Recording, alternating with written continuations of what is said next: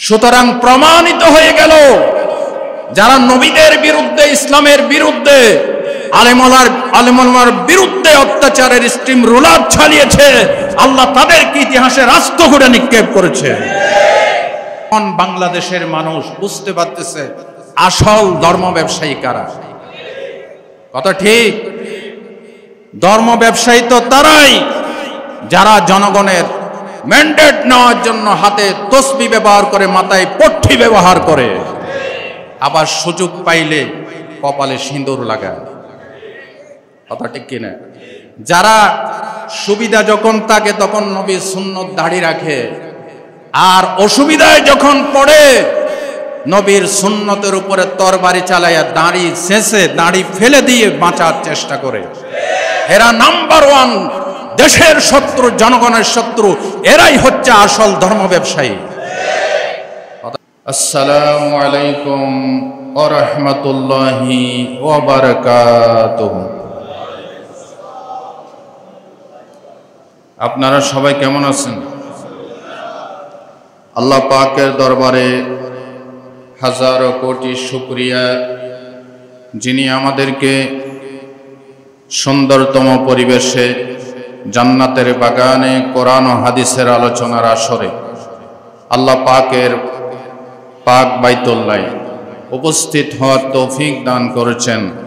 মহান মুনিব, মহান স্রষ্টার দরবারে সিজদা অবনত চিত্তে হৃদয়ের সবটুকুন ভালোবাসা, ভক্তি, শ্রদ্ধা, মহব্বত উজাড় করে মনিবের শুকরিয়া জ্ঞাপন করছি। সকলে বলছি আলহামদুলিল্লাহ। আল্লাহ রব্বুল ইজ্জত ওয়াল জালাল, তিনি আমাদের স্রষ্টা, তিনি আমাদের রব, তিনি আমাদের খালেক, তিনি আমাদের মালিক, কুল কায়নাতের একচ্ছত্র মালিক আল্লাহ সুবহানাহু ওয়া তাআলা মানব জাতিকে আশরাফুল মাখলুকাত হিসেবে সৃষ্টি করে অতঃপর তার চলার জন্য রাস্তা ঠিক করে দিয়েছেন। আল্লাহ রব্বুল আলামিন বিশ্ব মানবতার মুক্তির জন্য একটি শাশ্বত বিধান দিয়েছেন, যে বিধানের নাম হচ্ছে ইসলাম। যে বিধানের নাম কি? ইসলাম। এবং এই বিধানটি হচ্ছে, এই মতবাদ, এই ইজম, এটাই হচ্ছে আল্লাহর কাছে সবচাইতে প্রিয়। এই বিধানের নাম কি? ইসলাম। ইন্নাদ-দীনা ইনদাল্লাহিল ইসলাম। আল্লাহর কাছে মনোনীত জীবন বিধান হচ্ছে ইসলাম।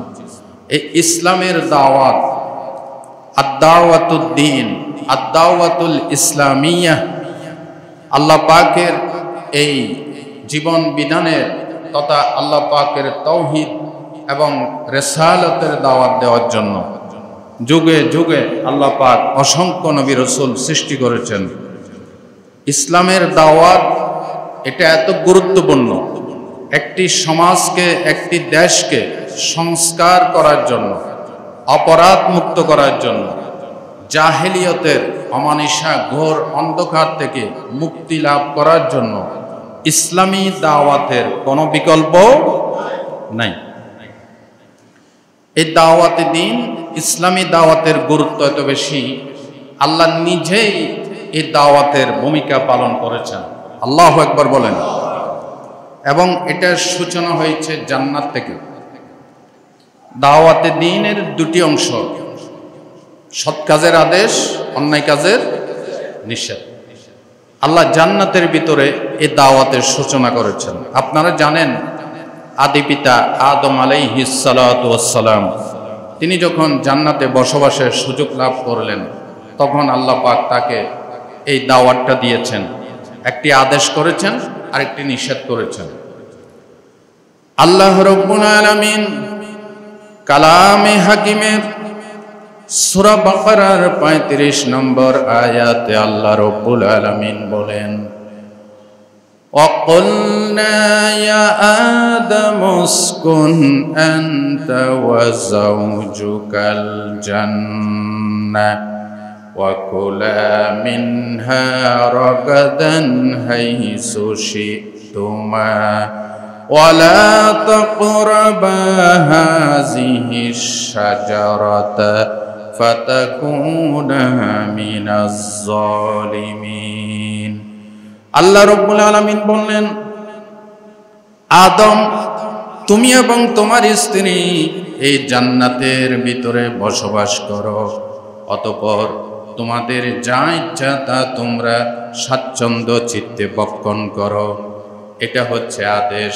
সাথে সাথে আরেকটি নিষেধাজ্ঞা দিয়েছেন, ওয়ালা তাকরাবা হাযিহিশ শাজারা, এই গাছের নিকটবর্তী হয় না। এই গাছের নিকটবর্তী যদি হও, ফাতাকুনা মিনাজ জালিমিন, তাহলে তুমি জালেমদের, অত্যাচারীদের ভিতর অন্তর্ভুক্ত হয়ে যাবে। আল্লাহু আকবার। এই দাওয়াতটা দিয়েছেন কে? কোথায়? দুনিয়ায় নাকি জান্নাতে? তাহলে দাওয়াতে দিন, সৎ কাজের আদেশ, অন্যায় কাজের নিষেধ, এটা জান্নাত থেকে সূচনা হয়েছে। সুবহানাল্লাহ বলতে ইচ্ছে করে না? সমস্ত নবী রাসূলরা এই দাওয়াতে দিন 100 বার তারা দায়িত্ব পালন করেছেন। কেউ সফল হয়েছেন, কেউ বিফল হয়েছেন। তারা 2 ভাগে দাওয়াত দিয়েছেন। এই আয়াতটা আপনাদেরকে বারবার শোনাইছি। কোরআনের আয়াত, কোরআনের আলোচনা যত শুনি তত লাভ নাকি ক্ষতি? ঈমান কি তাজা হয় নাকি ঈমান নিস্তেজ হয়? আল্লাহ আমাদেরকে পাকা পোক্ত ঈমানি জজবা, ঈমানি স্পিরিট দান করেন। সূরাতুন নাহলের 36 নং আয়াত আল্লাহ রাব্বুল আলামিন বলেন, নবীরা 2 ভাগে দাওয়াত দিয়েছেন। ওয়ালাকাদ বা'আসনা ফি কুল্লি উম্মাতির রাসূলা আন ইবুদুল্লাহা ওয়াজতানিবুত তাগুত। নবীরা, যত নবী এসেছেন সবাই দাওয়াত দিয়েছেন আন ইবুদুল্লাহ, গোলামি করো আল্লাহর। গোলামি কার? আল্লাহর গোলামি। আল্লাহর দাসত্ব যদি করা হয় অফিস আদালতে, কল কারখানায়, সেক্রেটারিয়েট, বঙ্গভবন, গণভবন, ঘরে বাইরে সব জায়গায় যদি আল্লাহর গোলামি করা হয়, তাহলে মানুষ মানুষের দাসত্ব থেকে মুক্ত হয়ে স্বাধীন জীবন লাভ করে। কথা ঠিক না বেঠিক? আল্লাহর গোলামি যদি করা হয় তাহলে সুদ থাকে না, দুর্নীতি থাকে না, জুলুম শোষণ থাকে না, মানুষ মানুষের উপরে কোনো অত্যাচার করতে পারে না। কথা ঠিক না বেঠিক? জোরে সরে বলেন তো দেখি, আমরা কার গোলাম? তুমি আসমানে তাকো প্রভু, আমি জমিনে, তবু তোমারি প্রেম জমে হৃদয় গহীনে।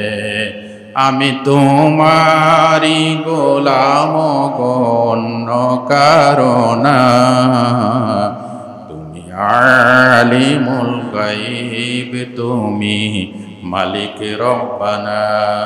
আল্লাহু আল্লাহু আল্লাহু আল্লাহ, আল্লাহু আল্লাহু আল্লাহু আল্লাহ। আমরা কার গোলাম? ইয়্যাকা না'বুদু ওয়া ইয়্যাকা নাস্তাঈন। একমাত্র তোমারই গোলামি করি, তোমারই কাছে সাহায্য চাই। এটার বাস্তবতা যদি, আল্লাহ পাকের গোলামিয়ত, দাসত্ব যদি আমাদের কোর্ট কাছারি, অফিস আদালত, গোটা বাংলাদেশে এর বাস্তবতা থাকতো, আজকে দেশ জুলুম শোষণ মুক্ত হয়ে একটি স্বাধীন দেশে স্থায়ীভাবে ইসলামী রাষ্ট্রে পরিণত হতো। গোলামি করতে হবে কার? সমস্ত নবীরা দাওয়াত দিয়েছেন গোলামি করো আল্লাহর, আর তাগুতকে বর্জন করো। তাগুত হচ্ছে ওই শক্তি, যে শক্তি নিজে শুধু আল্লাহর আইন অমান্য করে বসে থাকে না, মানুষের উপরে প্রেসার ক্রিয়েট করে আল্লাহর গোলামি না করার জন্য, ইসলাম না মানার জন্য। শুধু তাই নয়, ইসলাম যারা মানে, ইসলাম যারা ফলো করে, আল্লাহর দিন যারা মানে, এই তাগুতের অনুসারীরা যখন রাষ্ট্রীয় ক্ষমতায় থাকে, তখন তারা মানুষকে এই পথে বাধা সৃষ্টি করার জন্য গুম করে, হত্যা করে, তাদেরকে বন্দী করে, মিথ্যা মামলা দেয়, জুলুম শোষণ করে, হত্যা করে। কথা ঠিক না বেঠিক? ভাই ও বন্ধুগণ, সমস্ত নবী রাসূলরা আহ্বান জানিয়েছেন তাগুতকে বর্জন করো, আর না হয় আল্লাহর গোলামি কবুল হবে না। কিছু তাগুতকে মানলাম, কিছু আল্লাহ পাকের গোলামি করলাম, তাহলে সেই ব্যক্তি কি মুসলমান? জোরে বলেন, সে ব্যক্তি মুসলিম হতে পারবে? পারবে না। তাগুতকে সম্পূর্ণ, তাগুতের অনুসরণ, অনুকরণ, তাগুতের সহযোগিতা সম্পূর্ণভাবে বাদ দিতে হবে, আর না হয় মুসলিম দাবি করার কোনো সুযোগ নাই। হযরতে নূহ আলাইহিস সালাম ইসলামী দাওয়াত 950 বছর পর্যন্ত তিনি দাওয়াত দিয়েছেন। আল্লাহ রাব্বুল আলামিন সূরা আরাফের 59 নম্বর আয়াতে বলেন, লাকাদ আরসালনা নূহান ইলা কওমি ফাকালা ইয়া কওমি ইবুদুল্লাহা মা লাকুম মিন ইলাহিন গায়রু। হযরতে নূহ আলাইহিস সালাম তার জাতিকে বলেছেন, ও আমার জাতি, ও আমার সম্প্রদায়, এক আল্লাহর গোলামি করো, তিনি ছাড়া কোনো আইনদাতা নাই, বিধানদাতা নাই। নূহ আলাইহিস সালাম 950 বছর দাওয়াত দিয়ে মাত্র 80 জন ইমানদার বানাতে পেরেছিলেন। তার জাতির লোকেরা তার দাওয়াত কবুল করে নাই। হযরতে নূহ আলাইহিস সালাতু ওয়াস সালাম পরে অতিষ্ঠিত হয়ে আল্লাহর কাছে তিনি বদদোয়া করেছেন। সূরাতুন নূহের শেষের দিকের আয়াত, ওয়াকালা নূহুর রাব্বি লা তাযার আলাল আরদি মিনাল কাফিরিনা দাইয়ারা। হযরতে নূহ আলাইহিস সালাম বললেন, আল্লাহ কাফেরের গোষ্ঠী, এদেরকে জমিনে তুমি আর অবশিষ্ট রাখিও না।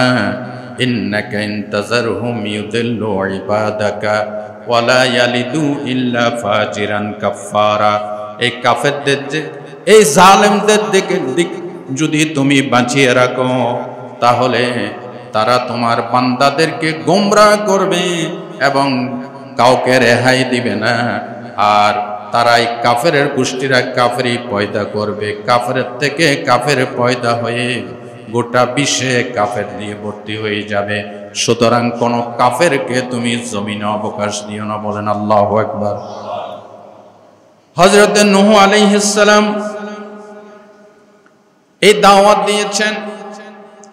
বিশ্বনবী মুহাম্মদুর রাসূলুল্লাহ বলেন না সাল্লাল্লাহু আলাইহি ওয়াসাল্লাম, তার দাওয়াতের সূচনা হয়েছে এই আহ্বানের মাধ্যমে। তিনি দাওয়াতের সূচনা করেছেন। আল্লাহর নবী সাল্লাল্লাহু আলাইহি ওয়াসাল্লাম, আপনারা জানেন, গারে হেরায় তিনি আল্লাহর জন্য তিনি ধ্যান করতেন, ওহীর অপেক্ষা করতেন। 40 বছর যখন পুরা হয়ে গেল, আল্লাহর নবী ওহী যখন পাইলেন, জিবরিল আসলেন, ওহী দিলেন। ওহী পাওয়ার পর, ওহী এত ভারী জিনিস, এত কঠিন জিনিস, আমার নবীজি ওহীর বারে তত্তর করে কাঁপতেছেন। বুখারী শরীফের হাদিসে এসেছে, নবীজির গায়ে জ্বর উঠে গেল। নবীজি ঘরের দরজায় এসে ডাক দিলেন, জাম্মিলুনি ইয়া খাদিজা, জাম্মিলুনি ইয়া খাদিজা, খাদিজা আমাকে কম্বল দিয়ে আচ্ছাদিত করে দাও। হযরতে মা খাদিজা নবীজিকে কম্বল দিয়ে জড়াইয়া শুয়ে দিলেন। নবীজি যখন একটু আশঙ্কা মুক্ত হলেন, নবীজি বললেন, খাদিজা, লাকাদ খাশিতু আলা নাফসি, আমি নিজের উপর নিজে ভয় করতেছি। বুখারীর হাদিস। হযরতে মা খাদিজা বললেন, ওয়াল্লাহি মা ইউখজিকাল্লাহু আবাদা, আল্লাহর কসম করে বলি আপনার কোনো ক্ষতি হবে না, আপনাকে কেউ লাঞ্ছিত করতে পারবে না, কারণ ইন্নাকা লাতাসিলুর রাহিমা ওয়া তাহমিলুল কাল্লা ওয়া তাকসিবুল মা'দুম ওয়া তুকরিউদ দাইফা ওয়া তুঈনু আলা নাওয়াইবিল হক। কয়েকটা কথা বললেন মা খাদিজা। আল্লাহর কসম করে বলি, কোন দুষ্ট জিন, কোন শয়তান তোমার ক্ষতি করতে পারবে না। আল্লাহু আকবার বলেন। কারণ ইন্নাকা লা তাসিলুর রহিমা, কারণ আপনি আত্মীয়তার বন্ধনকে দৃঢ় করেন। ওয়া তাহমিলুল কাল্লা, অসহায়দের বোঝা বহন করেন। ওয়া তাকসিবুল মা'দুম, নিঃস্বদেরকে আপনি তাদের খাদ্য খাবারের যোগান দেন। ওয়া তুকরিউদ দাইফা, আপনি মেহমানকে সম্মান করেন। ওয়া তুঈনু আলা নাওয়াইবিল হক, আপনি হকের পথযাত্রী যারা হকের দাওয়াত দেয় তাদেরকে আপনি সেভ করেন, তাদেরকে আপনি প্রটোকল দেন, তাদেরকে আপনি সহযোগিতা করেন। সুতরাং আমি খাদিজা বলছি, আপনার কোনো ক্ষতি হবে না। এখনো যারা ইসলামের দাওয়াত দেয় দেখবেন তারাই সবচেয়ে গরিব দুঃখী, দুঃখ তারাই বোঝে, এবং গরিবের বিপদের টাইমে তাদেরকে সবচেয়ে বেশি পাওয়া যায়। আর যারা মানব সেবার নামে রাষ্ট্রীয় ক্ষমতা দখল করে জনগণের উপর অত্যাচারের স্টিম রোলার চালায়, তারা আসলে জনগণের বন্ধু নয়, তারা জনগণের টাকা পয়সা ব্যাংক লুট করে গোটা দেশকে তারা ত্রাসের রাজত্ব বানায়। ঠিক না বেটি? সম্মানিত ভাইয়েরা, মা খাদিজা বললেন, চলেন আমার সাথে। তাওরাতের পণ্ডিত আমার চাচাতো ভাই ওরাকা ইবনে নফলের কাছে চলেন। তাওরাতের পণ্ডিত ওরাকা ইবনে নফল সমস্ত ঘটনা বলি শুনে বললেন, আপনি চিন্তিত হয়েন না, আপনার কাছে কোনো দুষ্ট জিন আসে নাই। আপনার কাছে যিনি এসেছেন ইনি হচ্ছেন আল্লাহ পাকের অথেন্টিক জেনুইন মেসেঞ্জার, আল্লাহ পাকের বিশ্বস্ত ফেরেশতা জিবরিল আমিন আলাইহিস সালাতু ওয়াস সালাম, যিনি এসেছিলেন মুসা আলাইহিস সালামের কাছে, তিনি এসেছেন আপনার কাছে। বলেন সুবহানাল্লাহ। আল্লাহর নবী শঙ্কামুক্ত হলেন। এবার নবীজির এই দাওয়াত, ইসলামের দাওয়াতের সূচনা শুরু করেছেন নিজের ঘর থেকে। সুবহানাল্লাহ বলতে ইচ্ছে করুন। আল্লাহর নবী দাওয়াত দিলেন, খাদিজা আমি ওহী লাভ করেছি, আমি নবুয়ত লাভ করেছি। খাদিজা তুমি আমার উপর ঈমান আনো, আমাকে নবী বলে স্বীকার করে নাও। হযরতে খাদিজা বললেন, তিনি প্রশ্ন করলেন না, কোনো যুক্তি পেশ করলেন না, কোন রকম সময় নিলেন না। মা খাদিজা বললেন, আবুল কাসেম, বিগত 15টি বছর পর্যন্ত আপনার ভিতরে যে আচরণ দেখেছি, চাল চলন দেখেছি, কথাবার্তা শুনেছি, আপনার সাথে আমার বিয়ে হয়েছে আপনার 25 বছরের সময়, আর আপনি ওহী পেয়েছেন 40 বছরের সময়।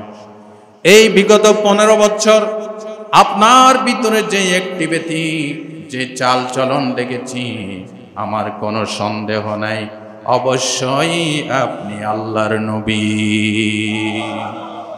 মা খাদিজা পড়ে নিলেন, লা ইলাহা ইল্লাল্লাহু মুহাম্মাদুর রাসূলুল্লাহ সাল্লাল্লাহু আলাইহি ওয়াসাল্লাম। একজন স্বামীর উপরে স্ত্রী এত সহজে বিশ্বাস করে না, ঈমান আনে না, কিন্তু আল্লাহ রাসূল যখন দাওয়াত দিলেন, মা খাদিজার সাথে সাথে ঈমান কবুল করলেন, ইসলাম কবুল করলেন। আপনি যত বড়ই সাধু সাজেন, যত বড়ই ওলি আলকা, আশেকে বান্দান, সিয়াহে দান্দান, পিয়ারে খানদান, সদরঘাটের কামান, গুলিস্তানের বিমান, আসান এক শ্রেণী বেদাতি নামের আগে 14 হাত টাইটেল লাগায়। পোস্টারে যখন নাম লেখে মানুষে কয় আসল নাম কোনটা সেটা খুঁজে পাইতেই তো দুষ্কর। কথা ঠিক কিনা বলেন? 14 হাত নামের আগে বিশ্লেষণ, টাইটেল। এই টাইটেলদারীরা সুবিধাভোগী লোক। এবং যারা ইসলামের সাইনবোর্ড ব্যবহার করে বিভিন্ন সময় সুবিধা নেয়, নিজেদেরকে ইসলামের পক্ষের শক্তি হিসেবে পরিচয় দেয়, এবং প্রকৃতপক্ষে যারা ইসলামের সপক্ষের শক্তি, যারা জনগণের পরীক্ষিত বন্ধু, তাদেরকে ইসলামী দাওয়াতের কারণে তারা জঙ্গিবাদ, তারা মৌলবাদ, ফান্ডামেন্টালিজম, প্রতিক্রিয়াশীল, রক্ষণশীল এবং ধর্ম ব্যবসায়ী হিসেবে তারা আখ্যায়িত করে। কথা ঠিক কিনা? এখন বাংলাদেশের মানুষ বুঝতে পারতেছে আসল ধর্ম ব্যবসায়ী কারা। কথা ঠিক?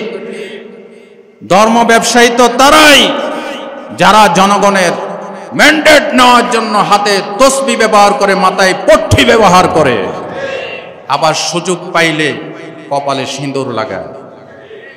কথা ঠিক কিনা?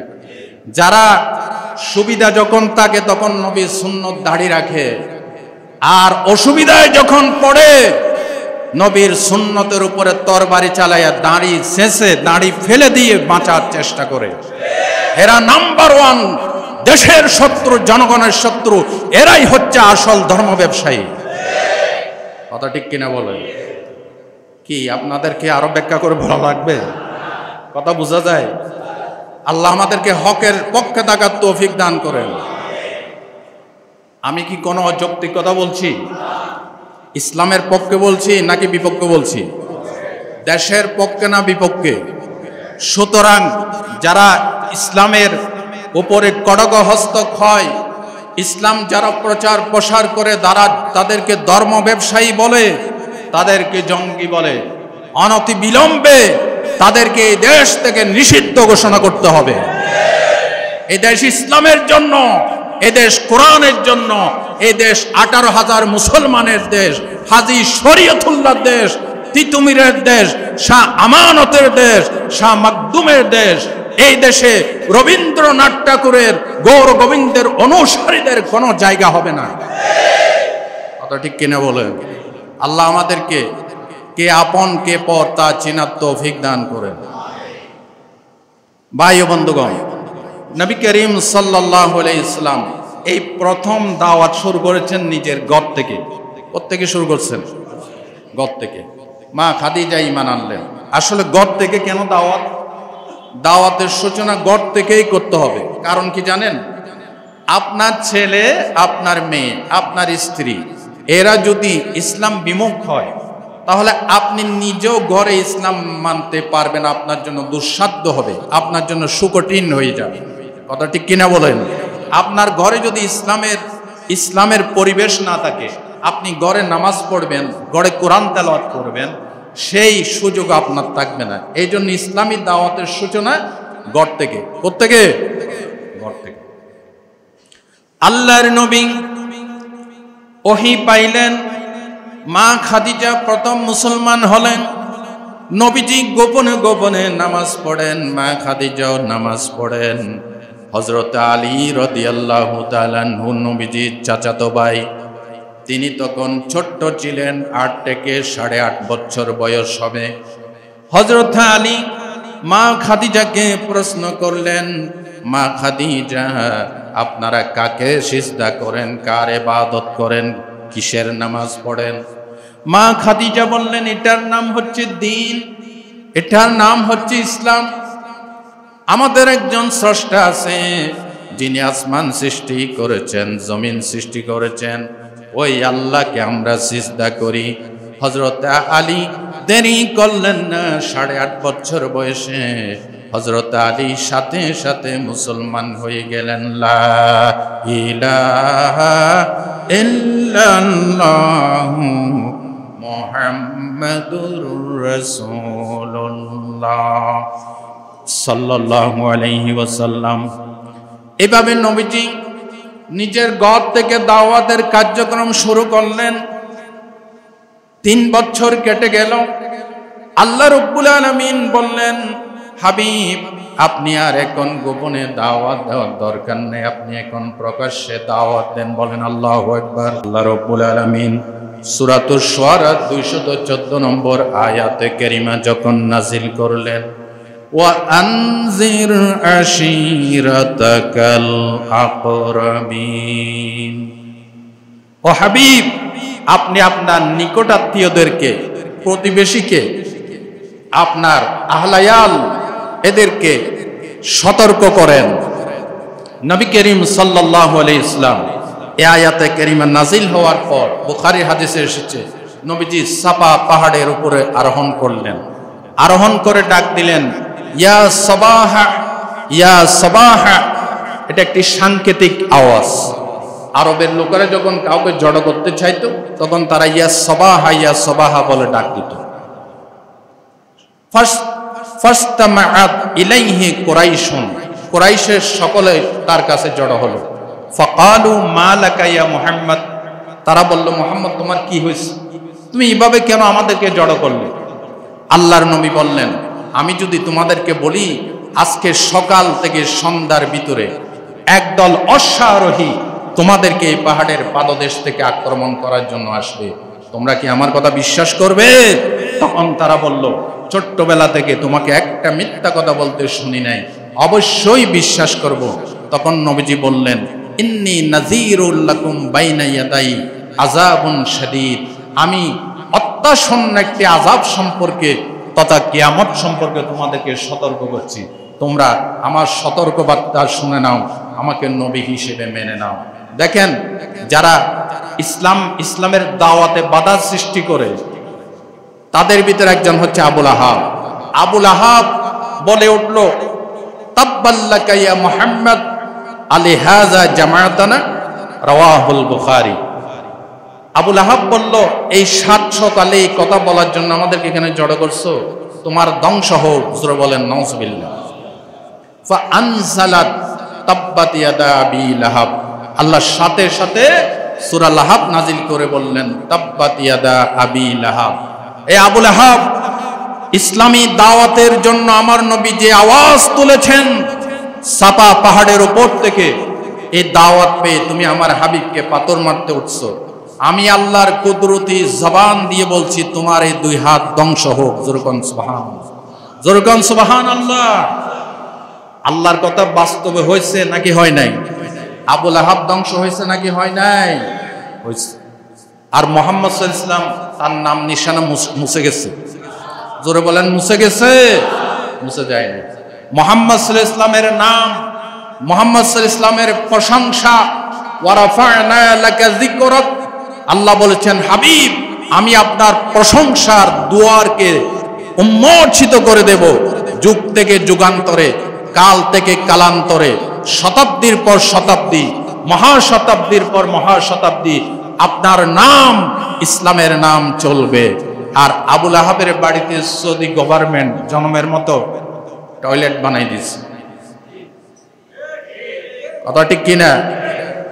এই কথা বিশ্বাস করেন যারা ইসলামী শক্তির বিরুদ্ধে, ইসলামী দলের বিরুদ্ধে কাজ করবেন, 10 বছর পরে হোক, 1 যুগ পরে হোক, আল্লাহ তাদেরকে ইতিহাসের আস্ত করে নিক্ষেপ করবেন। আল্লাহ রাসূল বলেছেন, ইন্নাল্লাহা ইয়ারফাউ বিহাযাল কিতাবি আকওয়ামান ওয়া ইয়াদউ বিহি আখারিন। কোরআনের পক্ষে, ইসলামের পক্ষে যারা কাজ করবে, আল্লাহ তারা জিরো যদি হয়, আল্লাহ তাদেরকে হিরো বানিয়ে দেবে। সুবহানাল্লাহ বলতে ইচ্ছে করেন? জোরে কোন আল্লাহু আকবার। আবারও বলেন আল্লাহু আকবার, আবারও বলেন আল্লাহু আকবার। তারা জিরো থাকলে আল্লাহ কি বানাইবে? হিরো। আর ওয়ায়াদউ বিহি আখারিন, কোরআনের বিপক্ষে, ইসলামের বিপক্ষে যারাই কাজ করবে তাদেরকে আল্লাহ হিরো থাকলে আল্লাহ জিরো বানাইয়া ইতিহাসের আস্ত করে নিক্ষেপ করবেন। পৃথিবীতে কেউ স্থায়ী হয় না, হোক না সে ফিরআউন কিবা নমরুদ, কেউ ববে চিরকাল রয় না, কেউ ববে চিরকাল রয় না। ফিরআউন শেষ তকে ছিল না, মৃত্যু তাকে ছেড়ে দিল না, মুছে গেছে সব তার স্মৃতিচিহ্ন, কেউ আজ তার কথা কয় না। ঠিক না বেঠিক? পৃথিবীতে কেউ স্থায়ী হয় না, হোক না সে ফেরাউন কিবা নমরুদ, কেউ ভবে চিরকাল রহি না। ভাই ও বন্ধুগণ, ফেরাউন মৃত্যুর 1 সেকেন্ড আগেও জানতো না এই যে সাগরে পা দিচ্ছে এটা আমার জন্য আজরাইল, এই পা দেওয়ার ভিতরে আমার মৃত্যু নিহিত আছে। পা দেওয়ার 1 মুহূর্ত আগেও ফেরাউন জানতো না। কথা ঠিক কিনা বলেন? আল্লাহ রব্বুল আলামিন 450 বছর হায়াত দিয়েছিলেন, ইসলাম চিনল না, মুসা কালিমুল্লাহকে চিনল না। সেই ফেরাউনকে আল্লাহ পাক ইতিহাসে রাস্ত করে নিক্ষেপ করেছেন, কিন্তু মুসা আসেনি। আরো জোরে কোন? ইব্রাহিম আলাইহিস সালামকে চিরকালের জন্য আওয়াজ স্তব্ধ করে দেওয়ার জন্য আগুনে নিক্ষেপ করেছিল নমরুদ। সেই নমরুদের নাম গন্ধ আজকে নাই, কিন্তু ইব্রাহিম আসেনি? আছে। ইব্রাহিম ইব্রাহিম ইব্রাহিম লক্ষ লক্ষ নাম আছে না নাই? ইব্রাহিম স্টোর, মুসা স্টোর আছে না নাই? আছে। কিন্তু নমরুদ ফেরাউন, আমি যদি আপনাদেরকে বলি ভাই নমরুদ নামটা, ফেরাউন নামটা কোরআন শরীফে আছে, আপনার ছেলের নাম ফেরাউন রাখেন, রাখবে? আচ্ছা আমার কথা বাদ দেন, ওজোর আপনি তো এই সিডি আবাসিক এলাকার খতিব, বাইতুল মোকাররমের খতিব সাহেব এসে যদি বলে আর আমি বাইতুল মোকাররম বড় মসজিদের খতিব, নামটা কোরআন শরীফে আছে, বরকতময় নাম, রাখেন? রাখবেন? আচ্ছা বাংলাদেশ বাদ দেন, মক্কা শরীফের আব্দুর রহমান আস-সুদাইস জবরদস্ত আলেম, উনি এসে যদি কয় আমি সৌদি আরবের গ্র্যান্ড মুফতি, মন্ত্রীর যে মর্যাদা নাই আব্দুর রহমান সুদাইসের সেই মর্যাদা সৌদি আরবে, তিনি এসে যদি কয় এই নামটা কোরআন শরীফের নাম, কোরআন শরীফে 1 অক্ষরে 10 নেকি, ফেরাউন নামটা তোমার বাচ্চার জন্য আমি সিলেক্ট করলাম, রাখবে? যাকে বলবে সে বলবে, শেষ পর্যন্ত কাবা শরীফের ইমাম সাহেবের মাথাও খারাপ হয়ে গেল। ঠিক কিনা কম? সুতরাং প্রমাণিত হয়ে গেল যারা নবীদের বিরুদ্ধে, ইসলামের বিরুদ্ধে, আলেমার বিরুদ্ধে অত্যাচারের স্টিম রোলার চালিয়েছে, আল্লাহ তাদেরকে ইতিহাসে রাস্ত করে নিক্ষেপ করেছে। ঠিক না বেঠিক? সুতরাং ভবিষ্যতের জন্য বি কেয়ারফুল। ইসলামের বিপক্ষে, আলেম ওলামার বিপক্ষে, ইসলামী দলের বিপক্ষে আমাদের কোনো অবস্থান। এখন সময় এসেছে, কে হেফাজত, কে চরমনাই, কে জামাত ইসলামী, কে শর্ষিনা, কে ফুরফুরা, এটা দেখার সময় নাই। এখন সবাই এক, এখন সবাই এক। একটা কথা বিশ্বাস করেন, আপনি ইসলামী দাওয়াত কি, ইসলামকে দুলিশাত করার জন্য যত তথ্য প্রযুক্তি হাতিয়ার শক্তিশালী জিনিস ব্যবহার করেন না কেন, আপনি পারবেন না। কারণ ইসলামের কন্ট্রোলিং পাওয়ার কার হাতে? কার হাতে? सतीजा का रहा है अज़ल से तायम रोज़, सतीजा का रहा है अज़ल से तायम रोज़, चरागे मुस्तफ़ा भी से शरारे बुल हबीस। ইসলামের সে আবহমান কাল থেকে আবুল আহাব, আবু জেহেলের গোষ্ঠীরা চেষ্টা করেছে ইসলামকে দুলিশাত করার জন্য, কিন্তু পারে নাই। ইসলাম আছে, অতীতে ছিল, বর্তমানে আছে, ভবিষ্যতেও থাকবে। আমাদের মতবাদ, আমাদের ইজম, আমাদের চলার বিধান, প্রাণ বলে বলেন তার নাম কি? আবার বলেন, আবার বলেন। দল পরে, আগে ইসলাম, আগে আমি মুসলমান, এরপরে বাংলাদেশি, এরপরে কি? বাংলাদেশ।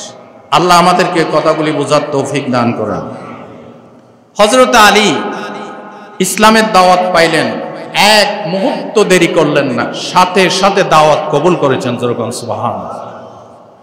আল্লাহ রাব্বুল আলামিন বলেন সূরা হিজরের 94 নম্বর আয়াত, ফাসদা' বিমা তু'মারু ওয়া আরিদ আনিল মুশরিকিন। ও নবী, আপনি মুশরিকদের পরোয়া করবেন না, মুশরিকদেরকে ভয় পাবেন না। আপনি প্রকাশ্যে ফাসদা' বিমা তু'মার, আপনাকে যে ব্যাপারে আদিষ্ট করা হয়েছে, আদেশ দেওয়া হয়েছে, আপনি ইসলামের দাওয়াতকে প্রকাশ্যে আপনি ইসলামের দাওয়াতের কাজ চালান। কে বলেছেন? দ্বীনি দাওয়াতের এতই গুরুত্ব, এই কাজটা হচ্ছে মুসলমানদের জীবনের সর্বশ্রেষ্ঠ কাজ। দ্বীনি দাওয়াত। দ্বীনি দাওয়াত কি শুধু মসজিদে? আপনারা কথা জোরে বলতে পারেন না? দ্বীনি দাওয়াত কি শুধু মসজিদে? ইসলামের বিধান কি শুধু মসজিদের চৌহদ্দির ভিতরে? না। সচিবালয়ে যিনি ঊর্ধ্বতন কর্মকর্তা আছেন, ওনার অধীনস্থ কর্মচারীদেরকে উনি ইসলামের দাওয়াত দিবেন। স্কুলের, ইউনিভার্সিটির, কলেজের অধ্যক্ষ, প্রধান, তিনি তার শিক্ষক শিক্ষয়িত্রী, তার ছাত্রছাত্রীদেরকে ইসলামের অধীনে অনুশাসনের দাওয়াত দিবেন। কল কারখানা, ইউনিভার্সিটির প্রধানগণ, তারা তাদের অধীনস্থ কর্মচারীদেরকে ইসলামের দাওয়াত দিবেন। এভাবে গোটা দেশে যখন ইসলামের দাওয়াত চলবে, আজকে যে সুদ, দুর্নীতি, জুলুম, শোষণের নথিপত্র জাতির সামনে প্রকাশ হচ্ছে, আসলে আপনারা বলেন সব জায়গায় যদি ইসলামী দাওয়াত চলতো, তাহলে এইরকম দুর্নীতি, জুলুম, শোষণ কি হতো? জোরে বলেন, হতো? এই সবটার মূল হচ্ছে ইসলামী দাওয়াত। দেশকে সংস্কার করতে হলে শুধু কোটা সংস্কার নয়। আমি ছাত্র বৈষম্য বিরোধী ছাত্র ভাইদেরকে আবারও ধন্যবাদ জানাই। তারা কোটা বিরোধী আন্দোলন করতে গিয়ে গোটা দেশের সংস্কারের পথকে তারা মুক্ত করে দিয়েছে। সুতরাং শুধু কোটা সংস্কার নয়, গোটা দেশকে যদি দুর্নীতি, জুলুম, শোষণ মুক্ত করতে হয়, ইসলামী দাওয়াতের কোনো বিকল্প নাই। আচ্ছা বলেন, অফিস আদালতে যদি আপনি সুদ, ঘুষের বিরুদ্ধে, অফিসের প্রধান কর্মকর্তা যদি সুদের বিরুদ্ধে তার অধীনস্থ কর্মচারীদেরকে সতর্ক করে, আমার দেশে সুদ, ঘুষ থাকতে পারে? থাকতে পারে না। জেনা ব্যভিচারের বিরুদ্ধে, কোএডুকেশন, সহশিক্ষার বিরুদ্ধে যদি শিক্ষকরা আওয়াজ তুলে ইসলামের এই দাওয়াত, তাহলে আমার দেশে কি টিজিং থাকে, জেনা ব্যভিচার থাকে? থাকে না। তাহলে সবটার মূল হচ্ছে, সমস্ত সংস্কারের মূল হচ্ছে ইসলামী দাওয়াত, ইসলামী দাওয়াত। সুতরাং এটা হচ্ছে মুমিন জীবনের সর্বশ্রেষ্ঠ দাওয়াত। আর যিনি ইসলামী দাওয়াত দেয়, তিনি আল্লাহর কাছে সবচেয়ে উৎকৃষ্ট ব্যক্তি। সুবহানাল্লাহ বলেন। আল্লাহ রাব্বুল আলামিন বলেছেন সূরা হামিম সিজদা 33 নম্বর আয়াত, ওয়ামান আহসানু কাওলাম মিম্মান দাআ ইলাল্লাহ ওয়া আমিলা সালিহান ওয়া ক্বালা ইন্নানি মিনাল মুসলিমিন। রব্বুল আলামিন বলেন, তার চাইতে উত্তম কথা, তার চাইতে ভালো কথা আর কার হতে পারে? যে ব্যক্তি মানুষকে ইসলামের দাওয়াত দেয়, আল্লাহর দিকে আহ্বান করে। যেরকম সুবহানাল্লাহ। কার দিকে আহ্বান করে? আল্লাহর দিকে আহ্বান করে। ওয়াকালা ইন্নানি মিনাল মুসলিমিন, আর বলে আমি মুসলমানদের ভিতরে একজন মুসলমান। যেরকম সুবহানাল্লাহ। ভাই ও বন্ধুগণ, এই ইসলামী দাওয়াত এত গুরুত্বপূর্ণ। আল্লাহ রাব্বুল আলামিন নবীজিকে অর্ডার করছেন সূরা মাইদার 67 নম্বর আয়াত, ইয়া আইয়ুহার রাসূলু বাল্লিগ মা উনজিলা ইলাইকা মির রাব্বিক ওয়া ইল্লাম তাফআল ফামা বাল্লাগতা রিসালাতা। আল্লাহ রাব্বুল আলামিন বলেন, ও নবী, আপনার উপরে যেটা আমি নাজিল করেছি, আপনি কোরআন শরীফের দাওয়াত দেন, পৌঁছায় দেন, ঘরে ঘরে পৌঁছায় দেন। বলেন সুবহানাল্লাহ। যদি আপনি পৌঁছাইতে না পারেন, মানুষকে ভয় করেন, ফামা বাল্লাগতা রিসালাতা, আপনি রিসালতের দায়িত্ব কিছুই পালন করলেন না। কে বলেছেন? ভাই ও বন্ধুগণ, আমার দেশে এক শ্রেণীর বেয়াদব ছিল। যখন কোরআনের তাফসীর মাহফিলের কথা বলা হতো, তারা জিজ্ঞাসা করতো, আমার থেকে পারমিশন নিতে হবে, কোন বক্তা আনতেছো, নাম কি, তার ঠিকানা কি? ঠিক কিনা বলেন? এরপরে খতিয়ে দেখতো, যারা একটু হক কথা বলে, কোরআন হাদিসের কথা তুলে ধরে, তাদেরকে আসা নিষিদ্ধ ঘোষণা করত, 144 জারি করত। এই 144 তারা কোরআনের উপর জারি করত। এমন এক সময় ছিল কোরআনের প্রচারের জন্য এলাকার সবচাইতে বড় গুন্ডা, সবচাইতে বড় বেয়াদবের অনুমতি লাগতো। আমি প্রশ্ন করতে চাই এই আয়াতের আলোকে, এ জমিন কার? আল্লাহ রাসূলকে বলেছেন, ইয়া আইয়ুহার রাসূল বাল্লিগ মা উনজিলা ইলাইকা মির রাব্বিক। হে রাসূল, আপনার উপর যা নাজিল করেছে আপনি পৌঁছায় দেন।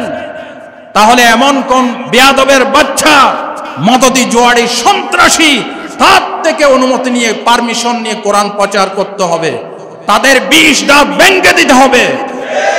কোন সন্ত্রাসীর অনুমোদনের প্রয়োজন নাই। জমিনকে আল্লাহ মুক্ত করেছেন কোরআনের প্রচারের জন্য। কিসের প্রচারের জন্য? কিসের প্রচারের জন্য? বেটা বেয়াদব, বৈশাখী মেলার জন্য কোনো অনুমোদন লাগে না, নাচ গানের জন্য কোনো অনুমোদন লাগে না, সিনেমা হলের জন্য অনুমোদন লাগে না। বড় একজন ইসলামী চিন্তাবিদ আসবেন, কোরআন শোনাইবেন, কত রকম যুক্তি, কত রকম সত্য প্রদান করো। এগুলি ইসলামের চূড়ান্ত দুশমন। কথা ঠিক কিনা বলেন? আল্লাহ এদের কপ্পর থেকে স্থায়ীভাবে এই জমিনকে মুক্তি দান করুন। জোরে বলেন আমিন। ইসলামী দাওয়াত। তাহলে আল্লাহ বলছেন, যে ব্যক্তি আমার দিকে ডাকে সেই ব্যক্তি আমি আল্লাহর কাছে সবচেয়ে শ্রেষ্ঠ ব্যক্তি। যেরকম সুবহানাল্লাহ। আজকে এক একজন এক এক দিকে ডাকে। ও তরুণ আর যুবক বন্ধুগণ, স্কুল, কলেজ, ইউনিভার্সিটির ছাত্র ভাইদেরকে বলছি, আল্লাহ বলেছেন আল্লাহর দিকে ডাকার জন্য। আজকে তোমার স্লোগান, তোমার পোস্টারিং, তোমার চেষ্টা, তোমার সাধনা, তোমার অর্থ, টাকা পয়সা কার পিছনে খরচ করছো? ভেবে দেখার সময় আসছে কোন? ঠিক না বেটি? তোমার চেষ্টা সাধনা তথাকথিত কোন চরিত্রহীন নেতার পিছনে দেওয়া হারাম। তোমার চেষ্টা সাধনা, জীবন যৌবন খরচ হবে কার পথে? কার পথে? আমি সমস্ত তরুণ আর যুবকদেরকে ইসলামের দিকে আহ্বান করছি, নাকি আমার দিকে? আমার দিকে আহ্বান করছি। বলছি আপনারা আমার গোলামি করেন, আমার কর্তৃত্ব মেনে নেন, এটা বলছি। সুতরাং আল্লাহর গোলামির দিকে সমস্ত তরুণ, যুবক, বৃদ্ধ, জওয়ান, নারী, পুরুষ সকলকে আহ্বান করছি, আসো কোরআনের দিকে।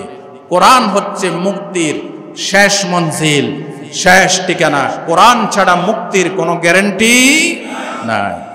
আল কোরআনের ডাক এসেছে, চলে আই সকলে মিলে, আইরে নবীন আইরে প্রবীণ, ছুটে এ পতাকা তলে, আইরে নবীন আইরে প্রবীণ, ছুটে এ পতাকা তলে। কোরআন মোদের আলোর পথেও, কোরআন মোদের আশা, কোরআন মোদের সুখের জীবন, কোরআন ভালোবাসা। মেনে নিলে তা ধ্যানে ও জ্ঞানে শান্তি আছে সর্বদিকে। আল কোরআনের ডাক এসেছে, চলে আই সকলে মিলে, আইরে নবীন আইরে প্রবীণ, ছুটে এ পতাকা তলে। আমিন বলেন। ভাই বন্ধুগণ, আল্লাহর দিকে যারা ডাকে তাদের ডাক হচ্ছে শ্রেষ্ঠ ডাক। এই ইসলামী দাওয়াতের গুরুত্ব এত বেশি, আল্লাহর নবী সুনানে আবু দাউদের হাদিসে বলছেন, ওয়াল্লাহি লা আইয়াহদাল্লাহু বিহুদাকা রাজুলান ওয়াহিদা খায়রুন লাকা মিন হুমুরিন নাম। আল্লাহর নবী বলেছেন, তোমার দাওয়াতে যদি একটা লোক যদি হেদায়েত হয়, আমি মুহাম্মদ আল্লাহর কসম করে বলি, আরব জাহানের একবার লাল উটের চাইতো তোমার জন্য আরো বেশি। আরো যেরকম সুবহানাল্লাহ। হাদিসটা আসছে সুনানে আবু দাউদ। তোমার ইসলামী দাওয়াতে যদি একটা লোক হেদায়েত হয়, আরব দেশের লাল উটের অনেক দাম। আমি প্রচার মাধ্যমে দেখেছি যে সৌদি আরবে বিগত 2 বছর আগে একটা সাদা উট বিক্রি হয়েছে 35 লক্ষ রিয়ালে, বাংলাদেশি টাকায় যার মূল্য 2,61,00,000 বেশি। সাদা উট, লাল উট নয়। তাহলে উটের দাম, লাল উট আরব দেশে খুবই দাম ছিল। আল্লাহ রসুল বলছেন যে ব্যক্তির ইসলামী দাওয়াতে একটা লোকও যদি হেদায়েত হয়, এটা আরব দেশের এক পা লাল উটের চাইতে আরো বেশি শ্রেয়। আরো জোরে বলেন।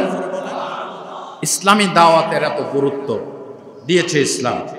এই দাওয়াত এত গুরুত্বপূর্ণ, এটা প্রত্যেকটি মুসলমানের দায়িত্ব, শুধু মসজিদের খতিবের দায়িত্ব নয়, প্রত্যেকটি নারী পুরুষের দায়িত্ব। যিনি যেখানে আছেন সেখানে ইসলামের দাওয়াত পেশ করবেন। পারবেন না ইনশাআল্লাহ? সূরা আল ইমরানের 104 নম্বর আয়াত আল্লাহ বলছেন, ওয়াল তাকুম মিনকুম উম্মাতুন ইয়াদউনা ইলাল খাইর, তোমাদের ভিতরে একটি দল অবশ্যই থাকতে হবে যাদের দায়িত্ব হচ্ছে ইয়াদউনা ইলাল খাইর, কল্যাণের দিকে আহ্বান করবে।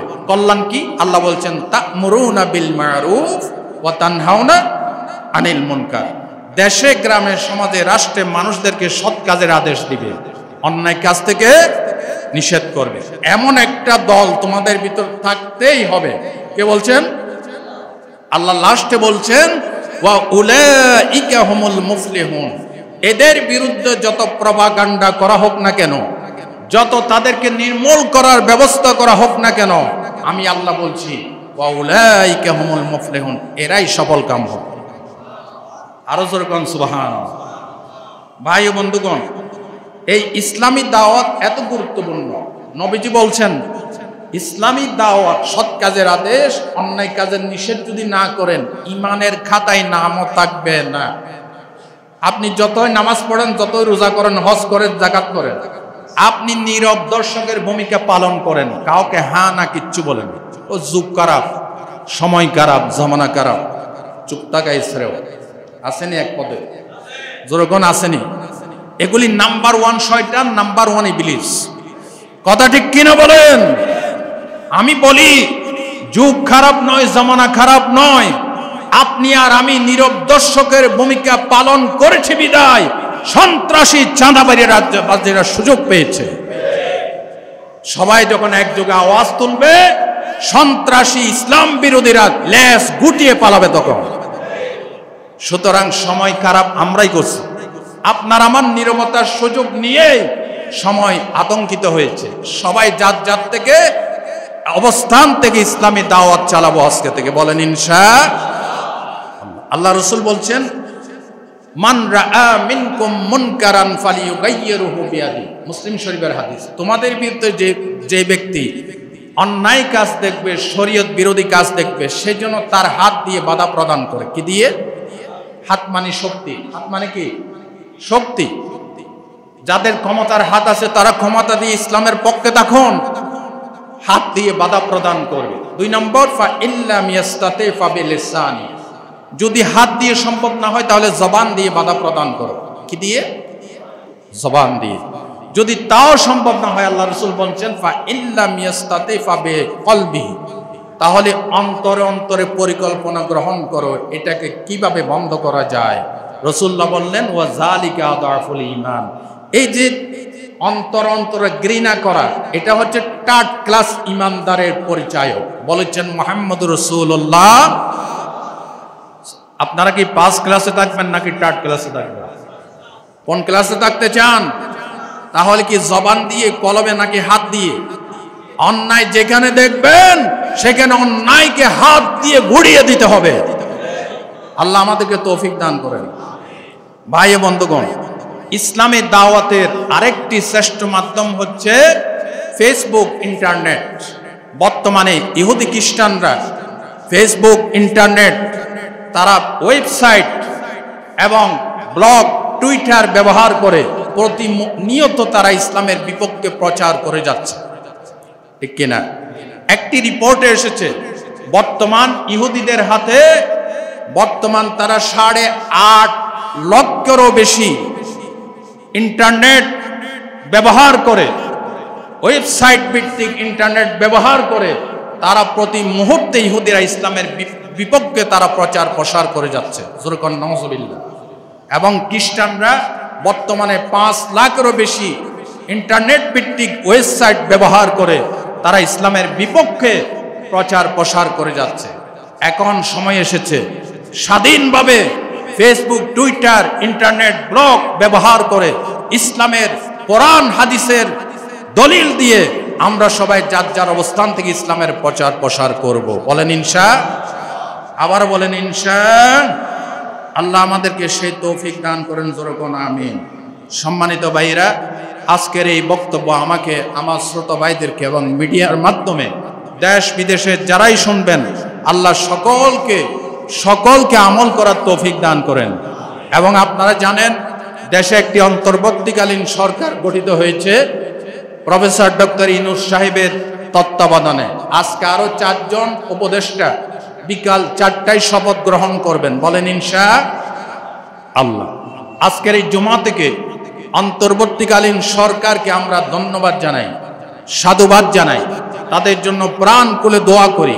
এই অন্তর্বর্তীকালীন সরকারকে ইসলামের পক্ষে, দেশের পক্ষে, দেশের জনগণের পক্ষে জোরালো কাজ করার তৌফিক দান করেন এবং চিহ্নিত অপরাধী, সন্ত্রাসী যারা দেশের জনগণের সম্পদ লুটে পুটে গিয়েছে তাদের শাস্তি যাতে নিশ্চিত করতে পারে সেই তৌফিক আল্লাহ এই অন্তর্বর্তীকালীন সরকারকে দান করুন।